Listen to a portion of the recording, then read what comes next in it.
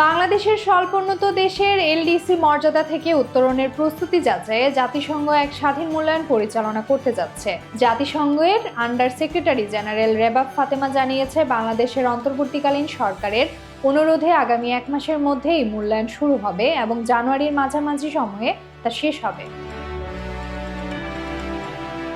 বাংলাদেশি বিশেষজ্ঞ যৌথভাবে কাজ করবেন যাতে একটি ভারসাম্যপূর্ণ ও বাস্তবভিত্তিক চিত্র ফুটে উঠে আসে। মূল্যায়ন প্রক্রিয়ায় সরকার, ব্যবসায়িক সংগঠন, সুশীল সমাজ, দাতা সংস্থা এবং রাজনৈতিক প্রতিনিধি সহ বিভিন্ন পক্ষের সঙ্গে আলোচনা করা হয়। জাতিসংঘ জানায়, তাদের হাতে থাকা বাংলাদেশের সর্বশেষ অর্থনৈতিক তথ্য 2 বছর পুরনো, তাই হালনাগাদ মূল্যায়ন জরুরি। বৈঠকে উপস্থিত প্রধান উপদেষ্টা ডক্টর মোহাম্মদ ইউনূস বলেন, উত্তরণ এখন একটি আবেগের বিষয় হলেও সিদ্ধান্ত নেওয়ার আগে চাই সঠিক তথ্য।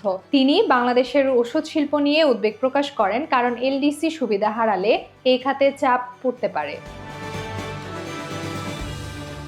এই উদ্যোগকে স্বাগত জানিয়ে ডক্টর ইউনূস বাংলাদেশের আন্তর্জাতিক অঙ্গনে সম্পৃক্ততা আরও বাড়ানোর আহ্বান জানান। নাবিবা রহমান, সত্য খবর, 24 SK TV।